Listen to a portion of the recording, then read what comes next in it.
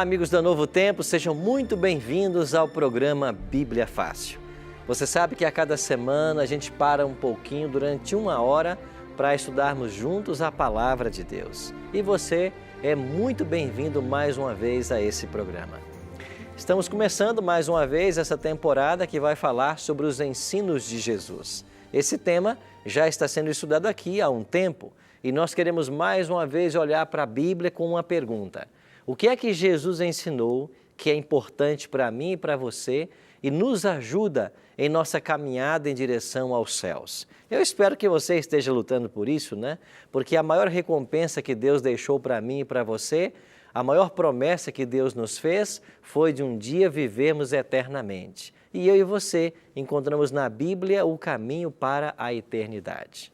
Nós estamos aqui nos estúdios da Novo Tempo em Jacareí com um grupo de amigos que vieram de vários estados do Brasil para mais essa temporada. Eu acho que é a 20ª temporada, não é isso, Davi? A 20ª temporada que nós estamos aqui estudando a Palavra de Deus. Então, esse aqui é o 20º grupo que veio estudar a Bíblia no programa Bíblia Fácil. E eu queria que você conhecesse esse grupo especial de amigos que para aqui veio e vai estar conosco ao longo dessas semanas estudando a Palavra de Deus. Queria começar aqui com a nossa amiga Fernanda Oliveira, que vem lá de Itumbiara, Goiás. Tudo bem, Fernanda? Tudo bem, pastor.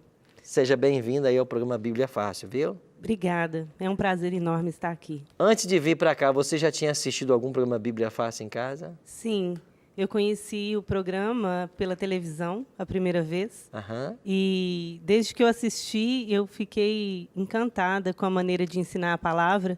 E a partir daí eu já assisti várias temporadas e tenho aprendido muito com a Novo Tempo. Mas que bom, viu? Você é evangélica, católica, você tem uma religião? Eu venho de um lar cristão, né, católico, minha família toda é católica, meu esposo também. Mas eu conheci a igreja evangélica já há uns 10 anos e hoje eu congrego numa igreja que chama Gera Vida. Gera Vida. Isso. Ok. Você é casado, falou do esposo, tem filhos também, não é isso? Isso, eu tenho 2 filhos. Qual o nome deles? É o Arthur Henrique, ele tem 19 anos, e o Paulo Otávio, que tem 13 anos. Olha aí, né? Já rapazes formados, né? Independentes, não é isso? Verdade. Mas que bom, Fernanda. Muito bom ter você aqui no programa. E aproveitando, um abraço carinhoso para todo mundo que está nos assistindo lá no estado de Goiás. A gente sempre, quando vai aí, é muito bem recebido. Obrigado por sua audiência, viu? Próxima convidada que estamos recebendo aqui no programa é a Cíntia Oliveira, que vem lá de Taguatinga, Distrito Federal. Tudo bem, Cíntia? Tudo bem, pastor. Está feliz em poder estar no programa? Estou muito feliz. É? Muito feliz mesmo. Mas que bom. Você nasceu mesmo em Taguatinga, na região de Brasília? Isso, eu nasci em Taguatinga, É? Distrito Federal. Desde que nasceu, tá lá naquela boa terra, então. Isso. Tá jóia. Agora você não tá sozinha, né? Não, eu vim com a minha mãe. Olha aí, está conosco também a Esmeralda, que eu vou apresentar daqui a pouquinho para vocês, tá? Mas, Cíntia, seja muito bem-vinda ao programa, tá? Obrigada, uma alegria recebê-la, tá? Obrigada. Próximo convidado nosso é aqui de São Paulo mesmo, Adilson Freire. Tudo bem, Adilson? Oi, tudo bem, pastor? Muito prazer. Fiquei sabendo pelo vídeo que você mandou pra gente aí que você é odontólogo, é isso? Isso, sou dentista. Olha aí. De odontologia. Mas parece que exerce também outra função hoje, além da... Sim, eu presto serviço a condomínios como síndico profissional. E você atende a vários condomínios, é? Isso, dependendo a ocasião, existem 1 ou 2 ou 3 ou alguns, depende. Entendi. Você já conhecia o programa Bíblia Fácil? Como conheceu? Conheço há algum tempo. Aliás, foi graças a ele que eu estou me aproximando mais da Igreja Adventista. Olha, que bom, viu? Me trouxe até aqui. Seja muito bem-vindo, alegria recebê-lo, tá? Muito obrigado, é um prazer. Vai ser muito bom ter a sua participação aí, tá? Muito obrigado. Esmeralda, então, a mãe da Cíntia, né? Esmeralda Oliveira, também está vindo de Taguatinga. E você nasceu também lá em Brasília, Esmeralda? Distrito Federal. Distrito Federal, né? Mas que bom, viu? É a primeira vez que você já conhecia o programa Bíblia Fácil antes? Já tinha assistido? Não, eu conheci através da minha filha, né? Mas eu conheci um outro programa, né? Põe mais pertinho um pouquinho. Eu conheci um outro programa, né? O Hiperlinkado. Hiperlinkados. Através da minha filha que eu comecei a ver esse programa. E gostei muito. Mas que bom, muito bom receber. Muito bom receber você aqui. Vamos estar juntos aí, né? Para buscar aprender mais a palavra de Deus, tá bom? Não é só a Cintia que você tem de filho, tem parece que um filho também, né? Isso, um casal de filhos. Como é que ele chama o Gão? Lindomir Oliveira de Souza Júnior. Ok, então um casal, né? Mas que joia. Esmeralda, seja muito bem-vinda, tá? Obrigada. Próximo convidado nosso é um casal muito especial de amigos que estão vindo lá de Petrolina, é o Albérico e a Daniele. Albérico Filho. Tudo bem, Albérico? Tudo bem, pastor. Eu cumprimento a todos com a paz do Senhor e ficamos felizes, né, pastor, por poder estarmos aqui nesta manhã. Primeiramente, estar aqui aprendendo a palavra de Deus. Eu acho que vai ser um ensinamento para todos. E também saber que Deus, eu tinha falado ontem no hotel e vou falar hoje novamente. Eu tinha falado que Deus está no controle de tudo. E Deus proporcionou isso a todos nós nesta manhã. Amém. Estamos felizes com isso. Amém. Que bom, viu, Albérico? Seja muito bem-vindo, tá? Eu pude conhecer o Albérico e a esposa dele lá em Petrolina, uma propriedade muito linda, né? Que nós fomos lá conhecer uma região lá, o Rio, né? O Rio São Francisco, né? São Francisco. Muito bom, viu? Seja muito bem-vindo, tá? E está com ele, né, a esposa Daniele Delgado. Tudo bem, Daniele? Tudo bem, pastor? Que bom revê-la, viu? E seja muito bem-vindo ao programa, tá? Alegria nossa estar Já está aqui. com saudade dos filhos? Bastante. Bastante, né? Vocês Antes têm mesmo de 3, vir. né? Exato. Como é que eles chamam, Daniele? A Rebeca, que já está cursando Direito, Raquel, que está prestes a entrar na faculdade, e o Lucas, que é o ponta de rama, que é o pequenininho de 10 anos. O ponta de rama, né? Tá certo, viu? Muito lindas os filhos dele, eu conheci os 3 lá, muito educados, viu? E que bom receber o casal aqui, tá bom? Prazer Sejam nosso muito estarmos bem-vindos, aqui. tá? Esperamos aprender bastante. Amém. Vamos juntos, aprender juntos. Amém. Nossa próxima convidada é a Gisele Ivone, de Ribeirão das Neves, Minas Gerais. Tudo bem, Gisele? Tudo bem, pastor. Mas que bom receber você aqui no programa, tá? Muito Você feliz. é mineira, né? Sou de Então Barão de somos Cocais. 2, né? Somos 2, né? Aproveitando, mandar um abraço muito carinhoso, né, para os nossos amigos de Minas Gerais. A gente, quando vai aí nessa terra abençoada, né, tão bem recebido. Que bom, viu, Gisele? Seja muito bem-vindo. Você faz o que lá em Ribeirão das Neves? Estuda, Sou trabalha? assistente financeiro. Assistente financeiro. Então, você é da área financeira, então. Sim. Tá certo. Precisamos muito, né, do apoio de vocês, né? Em todos os setores, principalmente nesse Brasil, né? Sim. Que precisa tanto de um ajuste financeiro, né? Uhum. Mas que bom, viu, Gisele? Seja muito bem-vinda, tá? Obrigada. E nossa próxima convidada vem também lá do Distrito Federal, de Águas Claras, que é a Tiessa. Tudo bem, Tiessa? Tudo sim, pastor. Prazer receber você aqui, viu? Muito obrigada. Também Prazer conheci a Tiessa lá, né? Numa igreja lá em Águas Claras. Foi a igreja de... Lembra o nome lá da igreja? foi a Central de Taguatinga. Central de Taguatinga, viu? Num momento muito especial, né? Foi o batismo da sua mãe, não é isso? Da minha mãe e do meu padrasto. Como é que ela chama tua mãe? Luciene. E o padrasto? Cássio. Cássio. Tá, joia. Seja muito bem-vinda, tá, Muito Tiessa? obrigada. Você vai poder nos ajudar muito aqui ao longo desses dias, quando vamos estudar a palavra de Deus, tá bom? Obrigada. E você que está em casa nos acompanhando, seja muito bem-vindo também a essa nova temporada do programa Bíblia Fácil. Você já conheceu um pouquinho dos nossos convidados, você também vai ver aí vídeos, né, que eles mandaram para nós em algum momento, conhecendo um pouquinho mais da história de cada um, mas você é muito bem-vindo. Agora, nós temos um presente para você. A gente vai começar a estudar a Palavra de Deus e eu tenho aqui um guia de estudos que vai nortear o nosso estudo bíblico aqui ao longo dessas semanas, que é esse guia aqui, Ensinos de Jesus. Nós vamos, ao longo dessa nova temporada, que é a 20ª temporada do programa Bíblia Fácil, estudar 18 temas nesse guia. E esse guia pode ser seu, se você quiser um presente que a gente oferece para você. Você pode pedir por telefone, o nosso número é 0 operadora 12 21 27 3121, mas você liga em horário comercial, tá bom? Você faz um cadastro rapidinho e a gente manda esse guia para a sua casa. Se você quiser, pode mandar um WhatsApp também aqui para nós na Escola Bíblica. O nosso número de WhatsApp é 12981001615. Vai aparecer para você aqui, diga assim, eu quero o guia Ensinos de Jesus, e a gente manda para você. Ou, se você quiser, você pode acessar o blog do programa na internet, novotempo.com/bibliafácil. Ali você faz um cadastro online e você vai receber num prazo de pelo menos 30 dias na sua casa esse guia para você estudar junto com a gente. No final dele tem um questionário e quem preenche esse questionário e acerta pelo menos 70% das questões, ainda vai ganhar esse DVD aqui, ó, que nós gravamos lá em Israel, Egito e Palestina. Esse DVD tem os mesmos temas do guia impresso, um material preparado em vídeo. Então, quem preenche o questionário e acerta pelo menos 70% e devolve aqui para Novo Tempo, a gente manda também esse DVD de presente para você. Lembrando que você não paga nada por isso, é um presente que nós temos para você, para que você conheça mais da Palavra de Deus. E o nosso grande desejo como Rede Novo Tempo de Comunicação é sempre estudar a Bíblia com as pessoas. É por isso que vocês já foram presenteados hoje com esse livro, né? Cada um já está com sua Bíblia em mãos e a gente quer começar esse nosso estudo. O primeiro tema que nós vamos abordar hoje, o que Jesus ensinou sobre as Escrituras. Vamos aprender um pouquinho mais a respeito da própria Bíblia, porque é esse livro que a gente pretende estudar nas semanas que vamos estar juntos. Então eu quero convidar você em casa e todos vocês aqui do estúdio a nós orarmos, pedindo a bênção de Deus para o estudo que nós vamos fazer agora. Nosso Pai querido, muito obrigado por todas as bênçãos, por teu cuidado e proteção, porque os nossos amigos que foram convidados para essa temporada chegaram bem e a partir de hoje queremos com eles e com os nossos amigos em casa começarmos mais uma vez o estudo da Tua Palavra. Que o Teu bom e Santo Espírito nos auxilie e que nós compreendamos a Tua vontade para a nossa vida. Em nome de Jesus nós te oramos. Amém. Pois bem, seja muito bem-vindo ao estudo então. Vamos abrir a nossa Bíblia e vamos conhecer mais um pouquinho a respeito desse livro de Deus. Esse livro é respeitado por muita gente. Eu queria dar para você aqui 2 testemunhos de pessoas conhecidas mundialmente e que também amaram e respeitaram a Bíblia. O primeiro deles foi Isaac Newton, que escreveu assim: considero as Escrituras de Deus como sendo a filosofia mais sublime.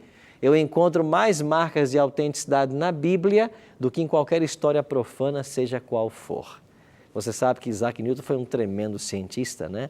Um homem que trouxe grandes contribuições para a humanidade, mas era alguém que amava e respeitava a Bíblia. Inclusive, Isaac Newton escreveu mais sobre teologia do que sobre ciência, sabia?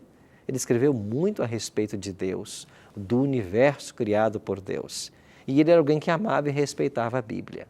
Uma outra pessoa, o primeiro presidente, né, dos Estados Unidos da América do Norte, ele assim disse: impossível é governar bem o mundo sem Deus e sem mais o quê?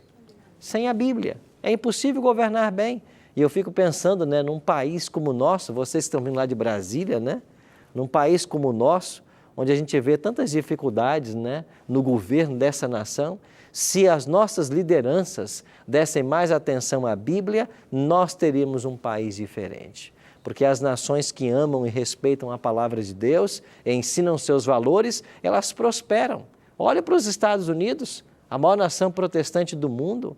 É um povo que, desde o seu início, lá em 1620, né, quando os pais peregrinos aportaram naquelas praias lá do que hoje nós chamamos o estado de Massachusetts, ali começou a colonização desse continente, eram cristãos, fugindo da Europa, das perseguições da Idade Média.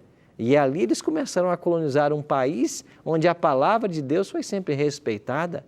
E quando você lê o discurso dos presidentes norte-americanos, você percebe que todos eles tinham um discurso muito claro. Eles faziam uma separação muito clara entre igreja e Estado. Respeitava-se, ainda hoje se respeita, a liberdade religiosa. As pessoas são governadas ali por esse senso da presença de Deus, né? E olha como prosperou a nação. Então, se nós amássemos e respeitássemos mais a Bíblia, também aqui no Brasil, nós teríamos também uma nação melhor, um povo diferente, né? E é por isso que a gente está aqui, para juntos aprendermos desse livro. E eu queria ler com vocês alguns textos da Palavra de Deus que vão nos ajudar a entender que Deus tem na Bíblia um manual, um referencial para a nossa vida. E todo aquele que ama esse livro e busca viver de acordo com os seus ensinos, vai encontrar de fato a verdadeira felicidade. O primeiro texto que a gente vai ler está no Evangelho de São João, no capítulo 5. Jesus disse assim: examinais as Escrituras, porque julgais ter nelas a vida eterna, e são elas mesmas que testificam de mim. Jesus disse assim: vocês examinam as Escrituras porque vocês julgam ter nela a vida eterna. E de fato, nós encontramos na Bíblia o caminho para a vida eterna. Você já percebeu que a humanidade hoje gasta milhões com pesquisa tentando perpetuar a vida? Pessoas que até tentam congelar seus corpos, pessoas que tentam aí, de alguma maneira, né, tornar-se eterno. A Bíblia é tão simples, ela diz que esse é um presente que Deus tem para mim e para você. Eu e você podemos um dia viver eternamente. Não dependemos da ciência, dependemos de Deus. E a palavra de Deus, ela contém o caminho para a vida eterna. Se eu perguntar a vocês aqui, quem é que quer viver eternamente aqui? Acho que todos queremos, né? Quem é que quer morrer? Ninguém quer morrer. Todo mundo quer viver eternamente. E sabe que esse é o maior presente que Deus tem para mim e para você? Viver eternamente. A Eclesiastes diz que Deus plantou em nosso coração o desejo pela eternidade, o livro de Eclesiastes. De fato, eu e você fomos criados para viver eternamente, não para morrer. O problema é que nessa história, ou no decorrer da história, o pecado entrou em nosso planeta e, como consequência do pecado, a morte. Então, as pessoas foram destinadas à morte por causa do pecado, mas Cristo veio resolver o problema do pecado e conceder a mim e a você, mais uma vez, o privilégio e a oportunidade de viver eternamente. Agora, quem é que vai viver eternamente? Quem encontrar nesse livro o caminho para a eternidade. Jesus disse que ele tem. Nós temos que examiná-lo porque ele tem o caminho para a vida eterna. Ele nos ajuda e nos auxilia. Jesus não só orientou-nos a ler esse livro, como fez uma repreensão. E em Mateus capítulo 22, verso 29, Jesus vai repreender os líderes religiosos da sua época. Olha o que ele disse para esses líderes. Capítulo 22, verso 29 de Mateus. Jesus disse: errais não conhecendo as Escrituras, nem o poder de Deus. Você erra por não conhecer a Escritura. Eu queria aplicar isso para os nossos dias. O que é errar não conhecendo as Escrituras? Você já percebeu que hoje a humanidade ela está sedenta por conhecimento? As pessoas estão buscando conhecimento em todo o tempo? Todos os dias, né, surgem até novas faculdades, novos ramos do saber. As pessoas querem aprender, mas em detrimento, às vezes, do conhecimento da palavra. Então, você hoje pode encontrar uma pessoa que, às vezes, é pós-doutora ou é um livre docente em algum ramo do saber, mas que nada sabe de Bíblia. Ou seja, todo conhecimento ele é importante e nós temos que buscar, de fato, o conhecimento para abençoar o semelhante de alguma forma. Agora, eu não posso buscar o conhecimento em outras áreas do saber e deixar de conhecer o livro de Deus. Sabe por quê? Porque eu posso estar me preparando para essa vida, mas eu posso estar me comprometendo eternamente. Se eu não souber o que vai acontecer nesse planeta, se eu não souber da existência de Deus, se eu não souber o que vai acontecer depois que a pessoa morre, se eu não souber dessas coisas, eu posso até me preparar para essa vida, mas nenhum preparo ter para a vida futura. E esse é o problema. Então, nós estamos aqui para entender como será o futuro. O que a palavra nos ensina a respeito do futuro. Como que eu posso ter vida eterna? E então a palavra de Deus deve nos conduzir por esse caminho, para sabermos de fato o que Deus tem planejado para seus filhos, certo? Adilson, né? Adilson, por favor. Pastor, agora há pouco você estava falando sobre governantes, os americanos, etc. Na hora que nós vamos escolher os nossos governantes, nós vivemos num país considerado laico. Nós temos muita dificuldade nisso porque parece que aparecem forças de todos os cantos para evitar que se coloque no poder pessoas voltadas mais para Deus. Será que esse é um cuidado que nós temos que ter na hora que for elegermos, escolhermos nossos representantes? Como que o senhor pode nos orientar com relação a isso? Tem que ser visto também esse lado religioso na hora de fazer um voto? Eu penso que sim. Quando eu escolho um candidato, né, para que ele me represente, para que ele lá faça ou fiscalize as leis para o bem-estar da nação, eu tenho que olhar vários aspectos. O religioso é um deles, né? Essa pessoa é uma pessoa temente a Deus, é uma pessoa que entende que nós somos todos irmãos, que o próximo tem que ser cuidado, é uma pessoa que tem ética, que tem valores morais, é uma pessoa que valoriza a sociedade, a família, que é a célula máter da sociedade. Então tem que analisar isso tudo, porque senão vou colocar como representante meu alguém que não tem valor, que não tem princípio, e ele vai acabar trabalhando para a destruição da sociedade, não para a construção. Se eu não pensar num candidato que tenha valores morais, por exemplo, eu vou colocar alguém que daqui a pouco vai estar se corrompendo com o poder ou com a verba pública e o dinheiro não vai chegar onde deveria chegar. Então, de fato, Adilson, são aspectos que a gente tem que considerar ao pensar nesse candidato. E a palavra de Deus nos orienta até orarmos pelos líderes, né, que são constituídos da nação. Nós temos que orar por essas pessoas. Já percebeu que a gente é muito rápido em criticar? A gente é muito rápido, né? Mas a gente não devia só criticar, né, no sentido de construir melhor, mas a gente devia também orar pelos nossos representantes na política, para que Deus dê sabedoria a eles, para que eles se submetam, né, a Deus, né, no juízo das coisas, para fazer melhor a vida das pessoas desse país, né? Pois não?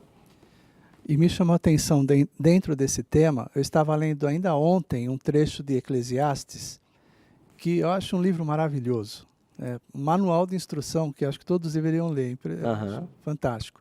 E tem um trecho lá que o autor diz que nós eu não sei o termo que ele usa, mas não devemos combater quem está no governo ou quem está no poder, porque isso seria correr atrás do vento, como ele costuma dizer.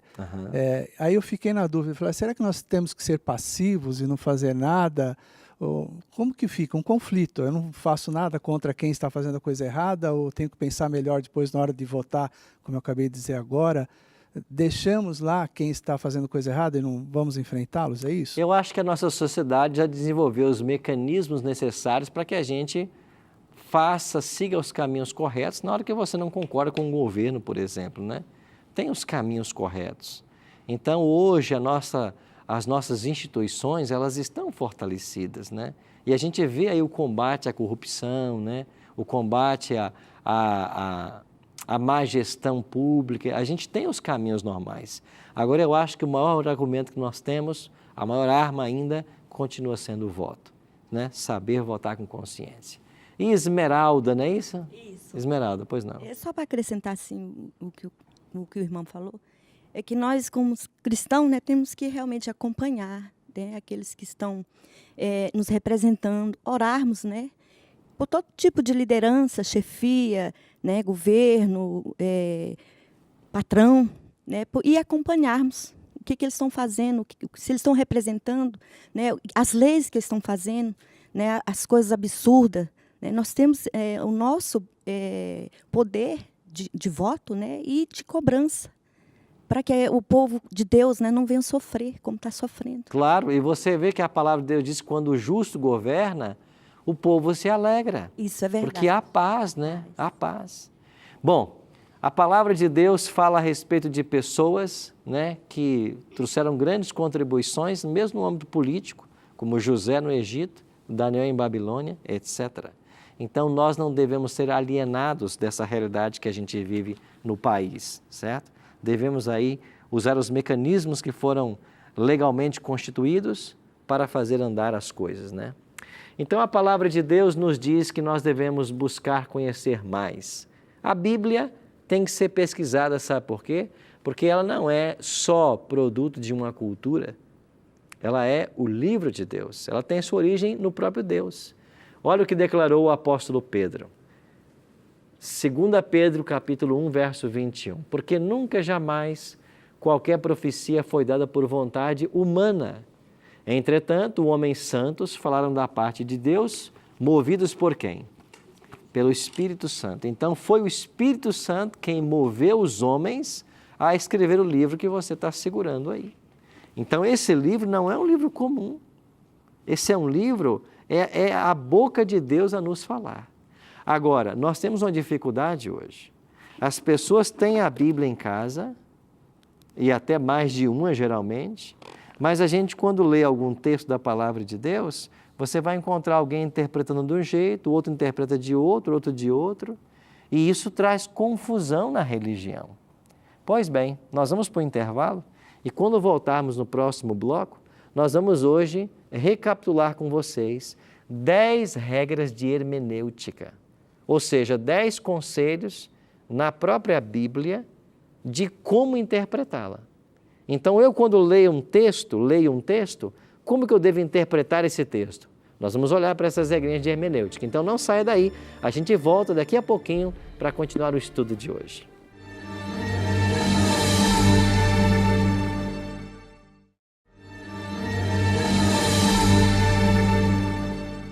Estamos de volta com o programa Bíblia Fácil. Obrigado por sua companhia. Hoje aprendendo um pouquinho mais a respeito das Escrituras Sagradas. E agora nós vamos passar rapidamente aqui 10 sugestões, 10 regrinhas de como interpretar a Bíblia. Essa arte de interpretar não apenas a Bíblia, mas também livros históricos, livros jurídicos, nós chamamos de hermenêutica. É uma ciência ou técnica que tem por objetivo a interpretação de textos. Então, eu tenho que saber interpretar o texto. Mas como que eu posso interpretar o texto da Bíblia? Eu tenho que obedecer essas regras. Eu vou começar a mencionar a primeira. Primeiro, considere a Bíblia como ensinando apenas uma teologia.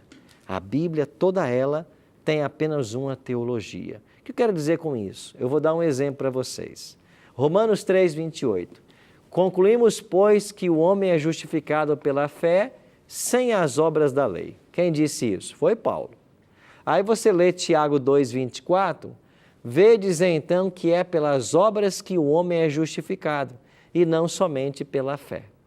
Bom, a primeira olhada nesses dois textos parece que eles são contraditórios. Mas se você entende que a Bíblia não tem duas teologias, ela só tem uma forma de ensinar, você passa a entender que esses textos são complementares. O que é que Paulo está enfatizando? E Paulo está enfatizando aos romanos de que nós somos justificados pela fé, sem as obras. Paulo está combatendo aqueles que querem ser salvos praticando boas obras. Tinham pessoas que não queriam se relacionar com Jesus, mas esperavam que pelo seu comportamento elas fossem salvas. Até hoje é assim. Você encontra gente hoje que quer ser salvo porque pratica boas coisas. Mas salvação pelas obras é condenado na Bíblia. Então, o que Tiago quer dizer quando ele diz que não é pelas obras que o homem é justificado, aí sim, não é pelas obras que o homem é justificado e não somente pela fé? Por que também pelas obras? Porque a ênfase de Tiago é no resultado da fé. Ele diz assim, a fé sem obras, ela é morta. Então, quando a pessoa exerce fé em Deus, as obras que ela pratica vão estar de acordo com a fé que essa pessoa possui. Ou seja, você crer em Deus é um verbo ativo. Não é uma coisa assim etérica de você crer e você não faz nada. Não, você vive de acordo com a fé que você exerce. Então, a ênfase de Tiago é que quando a pessoa de fato é salva pela fé, ela vai naturalmente praticar as boas obras. Então, isso também conta nesse processo que está sendo envolvido. Então, cada um está dando uma ênfase, mas o ensino é o mesmo e não são contraditórios. Por quê? Porque apenas temos uma teologia na Bíblia. Dani, pois não? Só para complementar, em Efésios 2,10, a palavra de Deus diz assim, porque somos feituras suas, criados em Cristo Jesus para as boas obras. É verdade. Mas aí complementa, diz, as quais Deus preparou para que andássemos nela. É isso mesmo. Então não é a obra que eu quero fazer por conveniência ou por interesse próprio, mas sim submissão e dependência do Senhor, nosso Deus. Então veja. A obra que Ele preparou é que devemos fazer. Isso, então eu sou salvo pela graça, mediante a fé, como ele vai dizer em Efésios 2,8, mas eu também pratico as boas obras. Por quê? Porque eu fui salvo. Então a ênfase de Tiago é que se alguém foi salvo, ele vai praticar as boas obras. É impossível ser salvo e não fazer boas coisas. Por outro lado, é impossível também você não crer em Cristo e esperar que pelas suas obras você alcance o céu, né? Mas obrigado pela contribuição, Daniele. Aqui, Fernanda. Então, pastor, então quer dizer o seguinte, que quando eu tenho o Espírito Santo, automaticamente eu já passo a fazer boas obras, certo? Certo. Mas assim, a gente percebe que nós somos pecadores e mesmo muitas vezes a gente tenta ser uma pessoa justa, né, ser uma pessoa que tem os dons do Espírito, mas vez ou outra nós estamos caindo nos nossos erros, nas nossas falhas. Neste momento, então é porque eu estou sem o Espírito Santo? Eu não vou dizer que está sem o Espírito, mas você se afastou de Cristo naquele momento. Porque, veja, ninguém peca na presença de Jesus. A gente, para pecar, acaba se afastando dele. Pelo menos você fecha a sua consciência à realidade da presença dele. Mas esse é uma luta que Paulo diz, né? O bem que quero, isso não faço. E o mal que não quero, isso faço. Essa é a nossa luta. Agora, não quer dizer que você, quando peca, que as coisas estão todas perdidas. Até porque João escreveu assim, né? Lá em 1 João capítulo 2, né? Verso 1, filhinhos meus, essas coisas eu vos escrevo para que não pequeis. Todavia, se alguém pecar, temos um advogado junto ao Pai, Jesus Cristo, o justo. Então, eu posso na minha caminhada até pecar, mas quando eu pecar, eu tenho que voltar para o meu advogado. Ele me reergue, ele me ergue, ele me perdoa e ele continua me auxiliando na minha caminhada. Tá certo? Albérico. Pastor, eu acho que a pergunta vai servir para as pessoas que estão nos ouvindo também. Eu, por exemplo, tenho amigos que falam que eu vou encher minha caminhonete de presentes, vou num lugar carente e ali eu distribuo. Quem está distribuindo aqui é fulano de tal. Ali seria uma boa obra? Você sabe que o que vai contar não é nem tanto o ato de ir lá distribuir, mas é o sentimento que vai no coração. Porque Jesus falou assim que quando nós quisermos fazer o bem às pessoas, né, que uma mão não deve nem tornar conhecida a outra mão que você praticou. Então, a gente não tem que praticar a obra pensando numa recompensa. Ela tem que ser genuína. O fazer o bem às pessoas é quase que inconsciente na vida do cristão. É por isso que na volta de Jesus, ele vai dizer assim, vinde benditos meu Pai, entrar na posse do reino, porque tive fome, vocês me deram de comer, tive sede, me deram de beber, estava preso, vocês foram me visitar. Aí os salvos vão perguntar assim, mas quando é que a gente fez isso? Quando foi que nós fizemos isso? Eles nem tinham consciência da boa obra. Então, a verdadeira boa obra é aquela que a gente pratica naturalmente. A gente chama até de fruto do Espírito. É a ação do Espírito no coração que me leva a praticar as boas obras. É os frutos do Espírito, certo? Sim, minha amiga, deixa eu ver aqui o teu nome, Gisele. Pois não, Gisele? Dentro disso que está sendo falado, que às vezes parece até um pouco antagônico, esses dois, né, versículos que foi colocado, eu vejo, assim, experiência, né? Quando a gente se abre para Deus, você tem uma fé, você busca ter uma vivência de fé genuína, Ele vai moldando. Então, automaticamente, você vai tendo mais condescendência com os demais, você passa por uma transformação também. É verdade. Né? E, às vezes, você que porventura não tinha esse olhar, né, de misericórdia para com os outros, isso vai fluindo naturalmente. Ô Gisele, quem é o maior exemplo nesse aspecto para mim e para você é o próprio Cristo. Olha, por exemplo, para João capítulo 8. A lei de Moisés dizia que alguém surpreendido em adultério tinha que ser apedrejado. Alguém prepara uma cilada para Cristo, né? Traz uma mulher surpreendida em adultério. E o Senhor, o que o Senhor diz? Devemos apedrejar ou não essa mulher? Era uma sinuca para Jesus. Porque se Jesus dissesse, pode apedrejar porque a lei de Moisés mandou, mas quem é o Senhor? O Senhor é maior que o Império Romano, que pode autorizar a morte de alguém? Se Jesus dissesse, não, só o Império Romano pode decretar a morte de alguém, não matem. Quem é o Senhor que está desfazendo a lei de Moisés? Em ambas as situações, ele ficaria numa situação difícil. E Jesus diz assim, olha, quem não tem pecado, atira a primeira pedra. Eu pergunto, na roda ali, quem é que podia tacar a pedra na mulher? Só Cristo. Só Ele podia. Ele podia, porque Ele não tinha pecado. Mas olha o que Ele fez. Quem não tem pecado, atire a primeira pedra. Com isso, Ele fez o quê? Mostrou a importância da pessoa, do ser humano, a valorização que a gente tem que ter para com a vida, não é? De fato, é o trabalho que o Espírito faz em nós hoje, para sermos semelhantes a Ele, né? Esmeralda. Só para deixar aqui um exemplo, eu tenho pessoas assim do meu relacionamento, tem muita dificuldade assim de aceitar. O local onde eu trabalho é um presídio. E lá tem o tempo que eles fazem do evangelismo. Então, essas pessoas ficam assim, muito assim, não aceitam, porque ela agora aceitou Jesus, está lá fazendo a obra, agora eles estão salvos. Então, eles têm essa dificuldade. Mas se está ali, a obra foi completa, alcançou a salvação deles. E as pessoas mesmo têm essa resistência. Não, ele não pode, porque ele fez isso. Como se alguém não tivesse a oportunidade do perdão. Isso. Né? Porque se eles estão pagando a conta, o que eles fizeram, praticaram, eles estão pagando.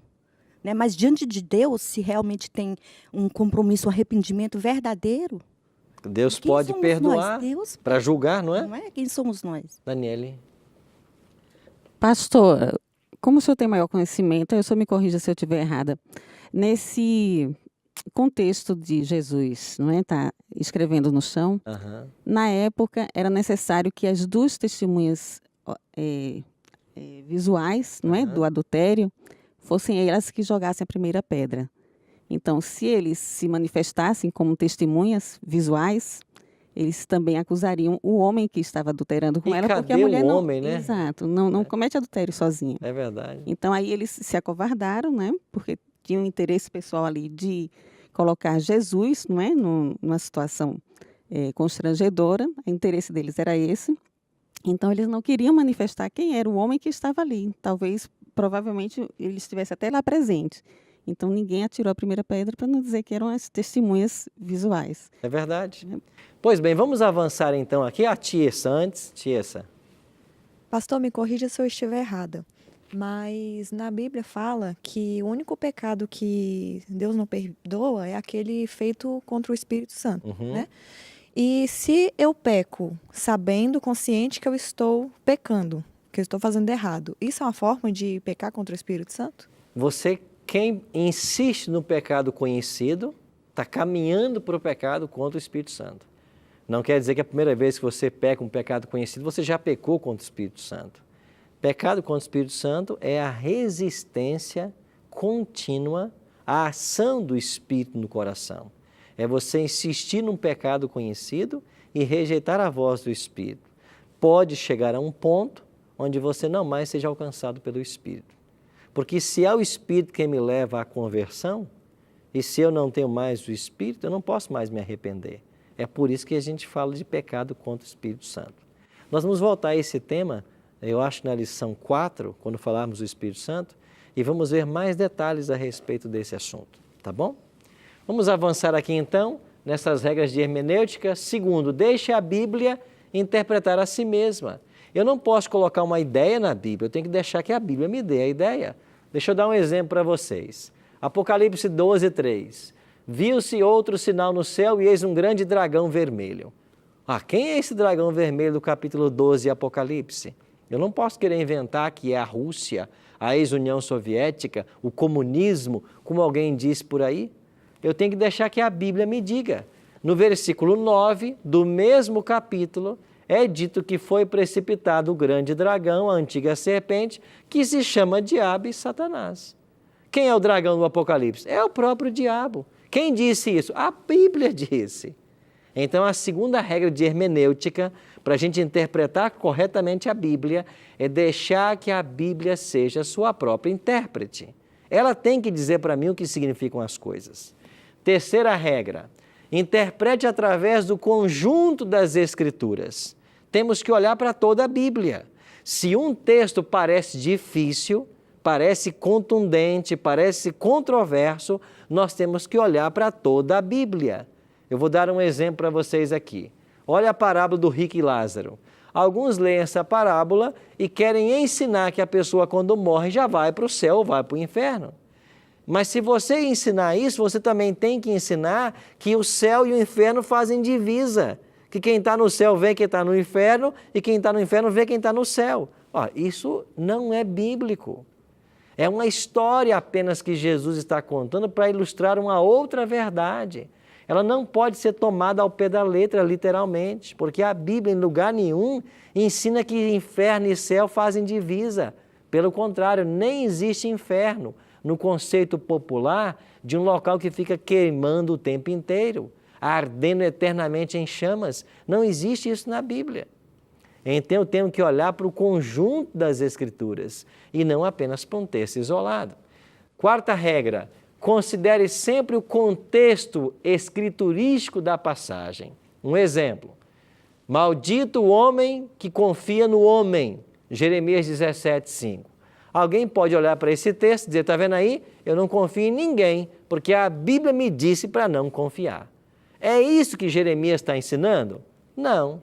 Quando você vai para a história bíblica, você descobre que o povo de Israel estava querendo se aliar ao Egito para batalhar contra a Babilônia. Quando Deus disse que Babilônia estaria vindo para escravizar o povo de Israel, mas que Babilônia seria um instrumento nas mãos de Deus para guardá-los e protegê-los.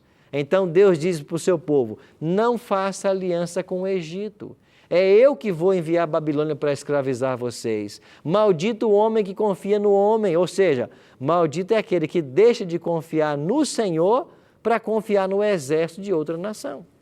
É esse o aspecto da passagem. Mas se você não olhar para a história no completo, você não consegue entender isso. Quinta regra, considere o contexto histórico. Por exemplo, Paulo aborda a questão de cortar cabelos lá na carta aos Coríntios. Algumas pessoas querem pegar esse texto para dizer que a mulher cortar o cabelo é pecado. Não é isso que Paulo está ensinando. Paulo está dizendo que a mulher não deve raspar ou tosquiar seu cabelo, porque as prostitutas culticas do templo de Diana, nos dias de Paulo, assim elas se comportavam. E elas eram conhecidas por isso.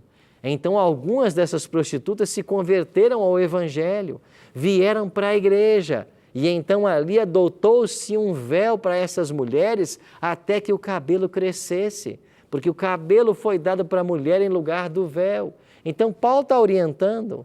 Então, Paulo não está dizendo que você cortar uma ponta de cabelo é pecado, mas que você não deveria raspar. E aqui o verbo ou tosquiar é o mesmo usado para as ovelhas, cortar rente ao pelo. Esse é o sentido que Paulo está dizendo. Você não deveria fazer isso, por quê? Para não se parecer, para não ser confundida com as prostitutas culticas lá do templo da deusa Diana. Então veja, há um momento específico que a passagem se refere. Eu tenho que buscar conhecer esse contexto geral.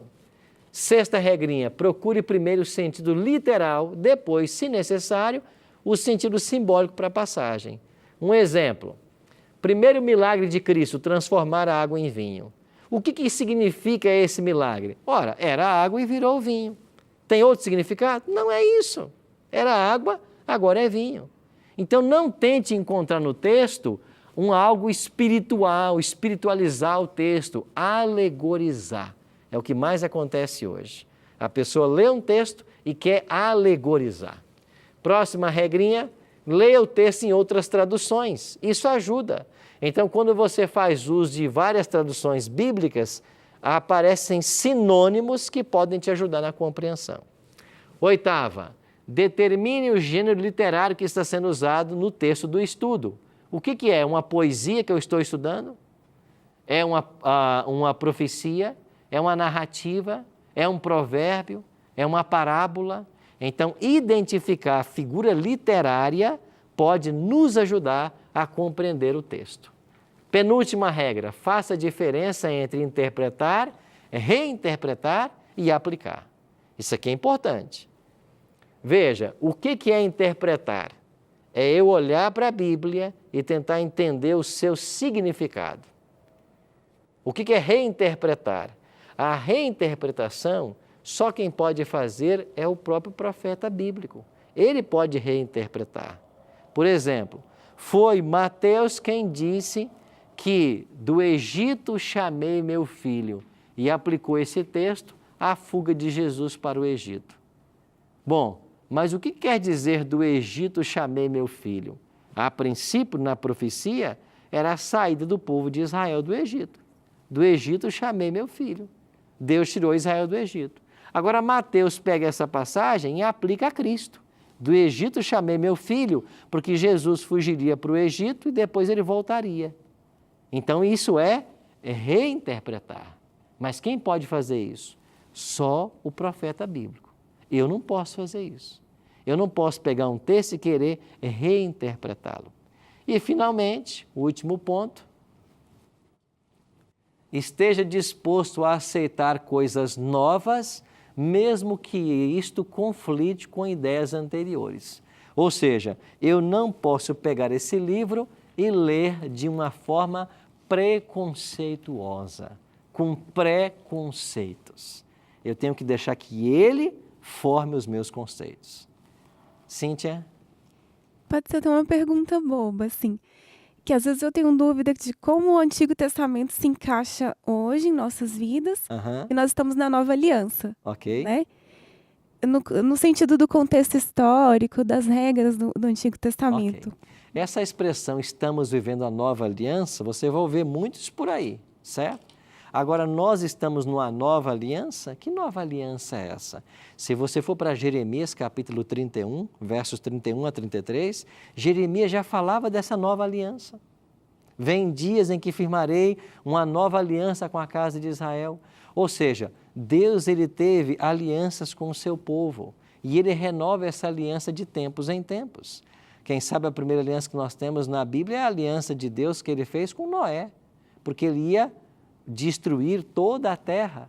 E qual foi o símbolo dessa aliança? O arco-íris, que ele colocou nas nuvens. Então Deus fez uma aliança com Noé e havia um símbolo. Depois Deus faz uma aliança com Abraão e há também um símbolo dessa aliança. Agora é a circuncisão.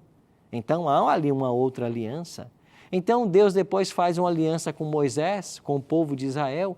E qual foi o símbolo daquela aliança? A lei, que Deus entregou para eles, as 2 tábuas da lei. Então, aí vem Jeremias e diz assim, olha, vem dias que eu vou firmar uma nova aliança. Que nova aliança é essa? É que Deus vai pegar e renovar as alianças que ele sempre fez. Só que nessa nova aliança, é o próprio Cristo quem vem para ratificar a aliança. E se a aliança no passado era ratificada com sangue, agora é o próprio sangue de Jesus que vai ser derramado. Então, a aliança Deus sempre fez com o seu povo.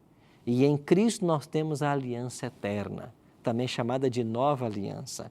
Ele usou essa expressão lá em João capítulo 13, né? Quando ele institui ali a ceia, né?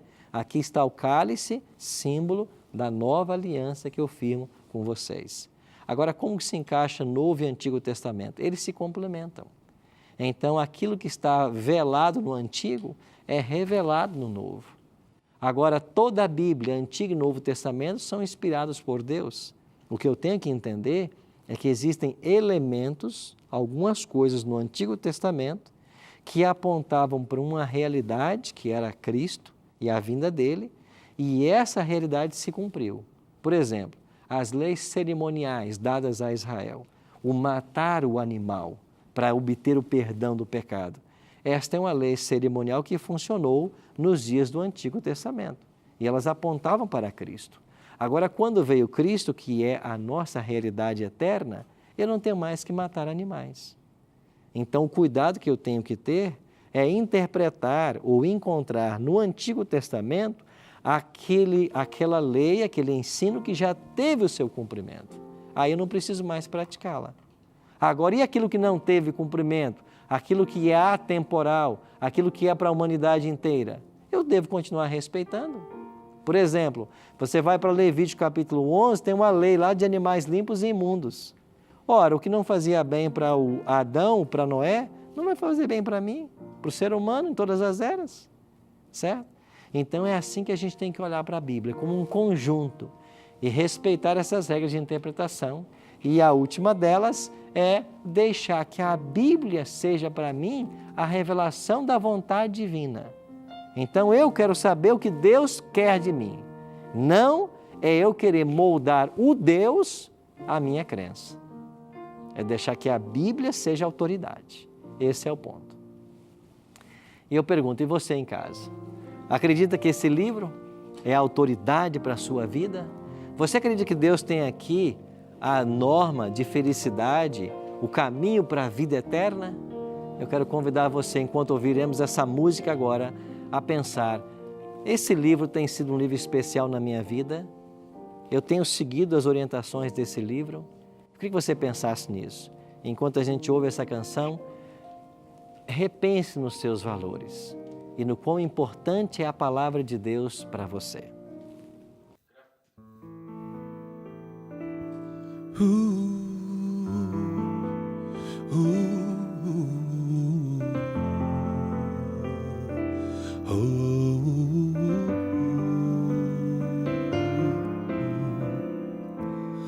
Quero falar e expressar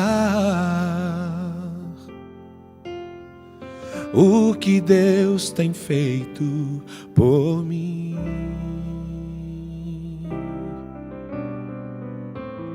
Me transformou, me ajudou a vencer problemas que pareciam não ter fim. Mesmo que pra você não tenha saída,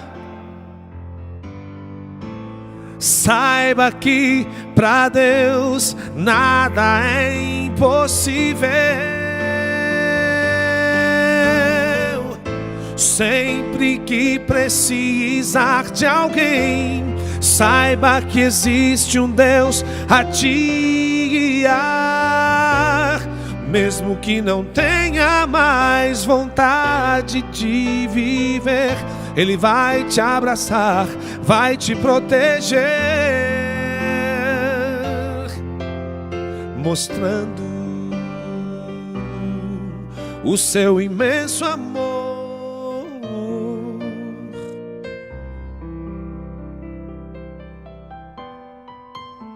Muito obrigado, Jesus. O tenho como o meu único Salvador. Mesmo sem eu merecer, tu olhas pra mim, não vê os meus defeitos, mas olha para o Filho. Mesmo que pra você não tenha saída, saiba que pra Deus nada é impossível. Sempre que precisar de alguém, saiba que existe um Deus a te guiar. Mesmo que não tenha mais vontade de viver, Ele vai te abraçar, vai te proteger, mostrando o seu imenso amor. Mesmo que pra você não tenha saída, saiba que pra Deus nada é impossível. Sempre que precisar de alguém, saiba que existe um Deus a te guiar. Mesmo que não tenha mais vontade de viver, Ele vai te abraçar, vai te proteger, mostrando o seu imenso amor. Seu imenso amor.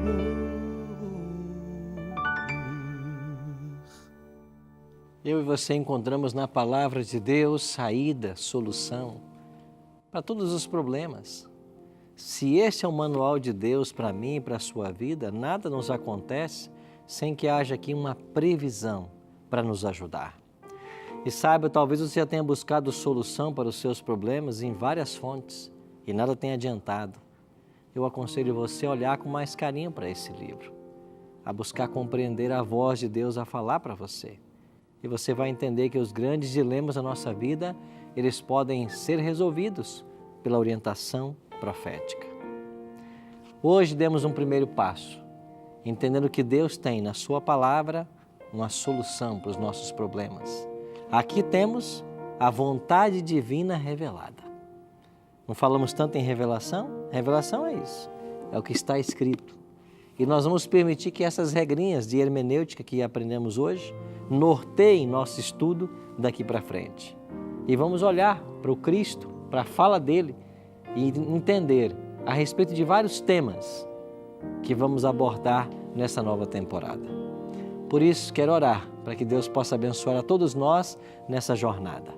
E você que está em casa, ore comigo agora, para que esse livro seja especial e para que nós dediquemos mais tempo todos os dias a olharmos para ele. Vamos orar? Pai querido, obrigado pelo teu livro sagrado e por entendermos que aqui nós temos a tua revelação. Queremos conhecê-la, queremos aprender mais e mais de ti. Por isso, nos conduza nesse aprendizado. Abençoe cada amigo que esteve também nos assistindo agora, participando desse estudo. Que a tua bênção alcance a eles também.